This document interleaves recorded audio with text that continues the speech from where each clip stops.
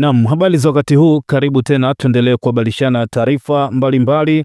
Kubwa zaidi ni hiki ambacho kinasambaa kwenye mitandao mbalimbali ya kijamii kuhusu rais wa Tanganyika Law Society, wakili Boniface Mwabukusi, kwa hiki ambacho kinaendelea huko katika jiji la Arusha, ambapo kampeni ya msaada wa kisheria ya Mama Samia imefanyika Arusha, ambapo wananchi mbalimbali ambao wana matatizo ambayo utatuzi wake ni wa kisheria walijitokeza, lakini pia mawakili mbalimbali waliweza kusikiliza shida zao, lakini pia shida hizo kutatuliwa kisheria. Ni kampeni ambayo imewakusanya wananchi wa Arusha ambao wana shida za kisheria sehemu moja, ambapo mawakili wengi walikuwapo hapo kwa ajili ya kuwasaidia wananchi ambao wana matatizo mbalimbali. Lakini kubwa ni uwepo wa rais wa chama cha wanasheria wa Tanganyika TLS, wakili Boniface Mwabukusi, ambapo amejitokeza pia kusikiliza mamia ya wananchi wa mkoa wa Arusha ambao wamejitokeza katika siku ya kampeni ya msaada wa kisheria ya Mama Samia. Watu mbalimbali wameweza kumkosoa Mwabukusi kwa uwepo wake pale, lakini pia wengine wakimwita ni mramba asali, yani tayari ameshalambishwa asali. Ni msemo ambao tumeushuhudia sana hapa Tanzania, ambapo hata wapinzani wamekuwa wakiutumia sana. Sasa Mwabukusi, watu mbalimbali, Yeriko Nyerere, Ntobi pamoja na wengine wengi wameandika vitu mbalimbali kuhusu uwepo wake pale Arusha, lakini pia kuna gari nyingine ambayo watu wamekuwa wakiposti kwamba TLS imepewa zawadi ya gari ambayo thamani yake ni zaidi ya shilingi milioni 300 za Kitanzania, hivyo wakizidisha sasa ule msemo wa kwamba Mwabukusi sasa ameamua kuonyesha ule uhalisia wake, ameshalambishwa asali. Mwabukusi pia amewajibu, lakini tutaangalia kiundani zaidi kitu gani ambacho kimetokea Arusha. Tutapitia pia Yeriko Nyerere ameandika kitu gani pamoja na baadhi ya watu wengine, lakini pia kitu gani ambacho Mwabukusi amewajibu. Lakini kubwa zaidi ni kwamba mkuu wa mkoa wa Arusha Paul Makonda amepongeza juhudi za rais wa Tanzania Samia Suluhu Hassan katika kuhakikisha haki inapatikana kwa wote kupitia kampeni ya msaada wa kisheria ya Mama Samia. Akizungumza Alhamisi tarehe 6 ya mwezi huu wa 3 mwaka 2025 katika uwanja wa TBA jijini Arusha, Makonda amebainisha kuwa kampeni hii inalenga kusaidia wananchi ambao hawana uwezo wa kupata huduma za kisheria, huku ikiwa haitajikita katika misingi ya ubaguzi. Makonda ameeleza kuwa Rais Samia ameonyesha upendo mkubwa kwa kugharamia kampeni hii, akilenga kuondoa tofauti kati ya wenye nacho na wasio nacho ili kila mtu apate haki yake.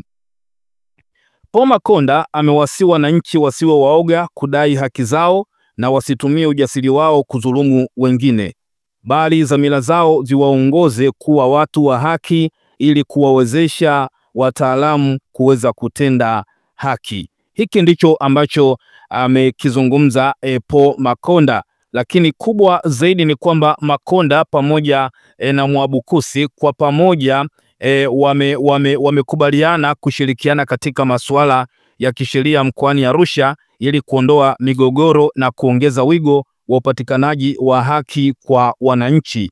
Moja kwa moja tuangalie hapa kitu gani ambacho amekiandika Yeriko Nyerere, ambaye amekosoa uwepo wa Boniface Mwabukusi huko Arusha.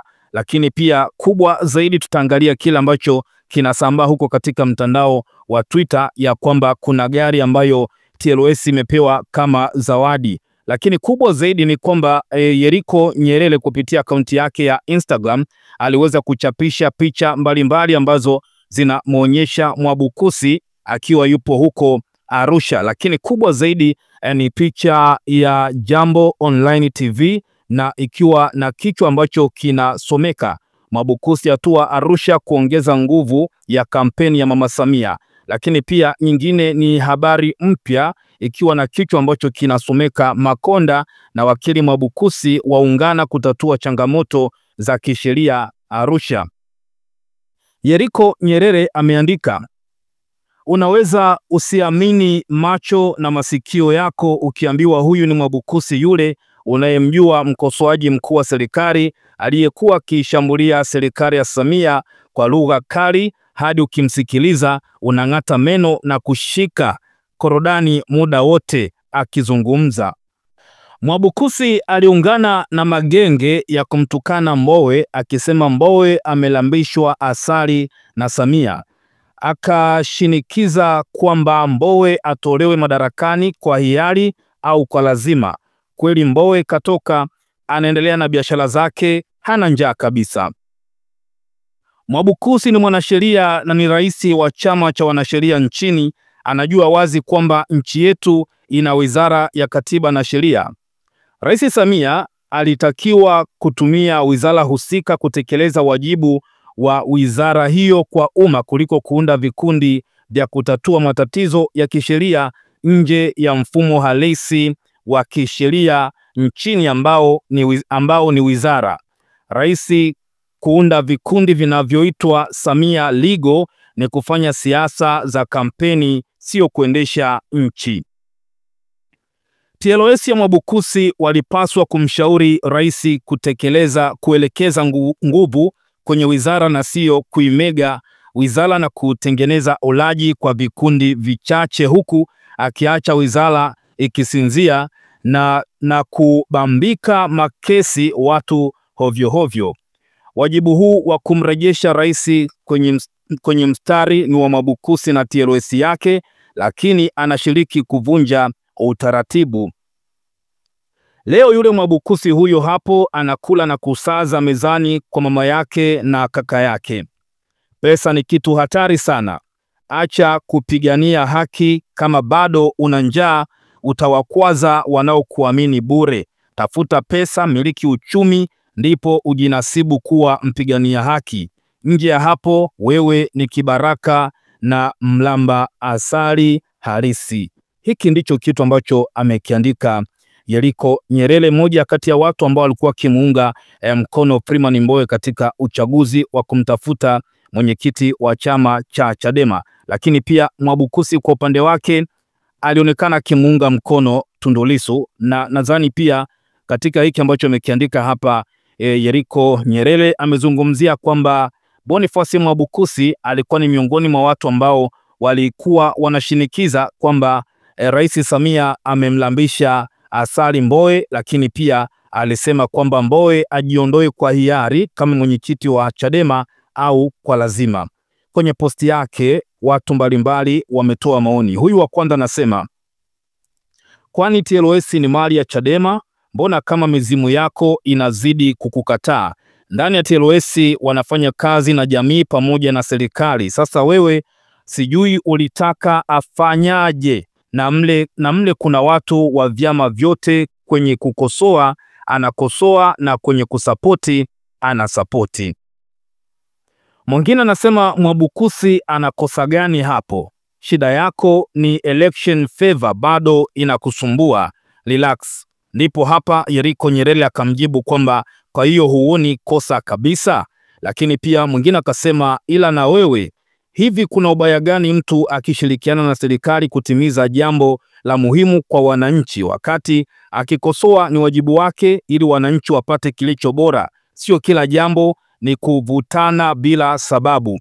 Mwenyekiti alitolewa, kila mtu anajua, ila hujui akiongea nini alipofika kule jengo jeupe na haikuwa dhambi. Huyu amecomment hivyo. Lakini pia huyu mwingine anasema kwamba wakati wa uchaguzi wa Chadema, jamii wa Tanzania ilipata wasaa wa kumjua vizuri Mlima Bamia wa Mbutu. Mwingine anasema sasa yeye ni rais wa mawakili Tanzania, ni TLS anashirikiana na wadau kutoa msaada wa kisheria. Je, asiende kisa nyie mtasema kalambishwa asali, afu we haumjui Mwabukusi ni financial stable kitambo, wanambea tunamjua ana pesa zake. Mwingine anasema bro, utaweza kweli vita na huyu mnyaki ambaye principally ni mtawala wenu? Lakini pia mwingine anasema sasa wewe kwani hujui kazi ya Mwabukusi, hujui kazi ya TLS? Hawatakiwi kuungana na viongozi wa serikali kutoa msaada wa kisheria? Wapi ambapo ulisoma hiyo sheria? Mwingine anasema kwa hiyo litakaje, labda ukiwa mwanaharakati ni kazi sana, kila kitu unakichukulia kiurahisi sana. Huyo ni rais wa TLS, yupo na mkuu wa mkoa. Ulitaka aendeleze uharakati kuleta solution ama maridhiano, kuleta solution. So hapaswi kukaa na kula na watu wa serikali meza moja, sio? Kuna wakati unaachaga akili yako ya mizimu na ya kichawi, unabeba ya kichawa na ya kimajungu. Embo rudi kwenye mstari wako bana. So far sijaona kosa lolote la advocate na rais wa TLS, still anapambania haki, utawala wa sheria na uwajibikaji. Kwa sasa pambana na mizimu. Simba yako walau ifungwe goli chache 7 tu. Hawa ni baadhi ya watu ambao wanatoa maoni yao kwenye posti hii ya Mwabukusi. Lakini pia ukipita Twitter, kuna huko ambako saizi tunaiita X, kuna watu wengine pia ambao waliweza kuposti baadhi ya picha za Mwabukusi na kuandika kwamba kosa la Mwabukusi lipo wapi. Kwa mfano, huyu wa kwanza aliposti picha ya Mwabukusi akaandika kwamba nimeshangaa sana wanaharakati uchwala kumshambulia Mwabukusi kwa sababu tu ameshirikiana na serikali kwenye kampeni ya Mama Samia Legal Aid. Swali langu, Mwabukusi alikuwa rais wa TLS kwa maslahi ya watu fulani wachache au ni kwa maslahi ya wananchi wote? Lakini pia huyu mwingine naye akaposti picha ya Mwabukusi akiwa na Paul Makonda akaandika, kosa la Mwabukusi ni lipi? Mnataka sitimize majukumu yake? Mnataka awe radical kwa kila kitu? Hawa ni baadhi ya watu ambao wameweza pia kuchapisha picha ya Mwabukusi huko katika mtandao wa X, zamani Twitter, lakini pia nao wakitoa maoni yao. Sasa moja kwa moja tuangalie hiki ambacho amekiandika Ntobi, lakini pia ameposti moja kati ya gari ambayo anadai ya kwamba TLS wamepewa kama zawadi, na ni gari ambayo thamani yake ni zaidi ya milioni 300. Wakati wa kuwasili kwa Boniface Mwabukusi huko Arusha, Ntobi aliandika, hebu jaribu kumuuliza Mwabukusi kuhusu kesi za uchaguzi wa serikali za mitaa mwaka 2024 zimefikia wapi? Waza namna Mwabukusi anapiga kazi na Makonda kuliko Mdude. Asali ni nyoko sana. Hiki ndicho kitu ambacho alikiandika Ntobi, akimaanisha pia kwamba Mwabukusi amelambishwa asali. Lakini pia watu wengi mno wakatoa maoni yao kwenye posti hii ya Ntobi, kabla tujaangalia kwenye posti zake nyingine, lakini pia posti yake ya gari. Huyu wa kwanza akasema, jaribu kuangalia hili jambo kwa jicho la tatu kuliko kumsakama Mwabukusi.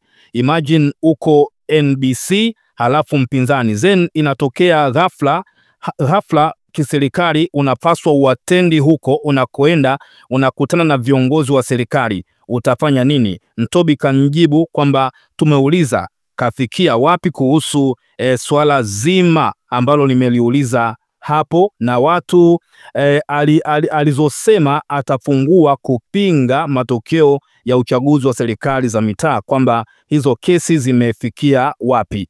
Lakini pia mwingine akasema huyo blow ina maana katugeuka aise, siamini. Lakini pia Ntobi akamjibu kwamba si mlisema kuwa alikuwa hatutapeli. Lakini pia Peter Madeleka akamjibu hapa Ntobi, akacheka na kuandika Ntobi bana.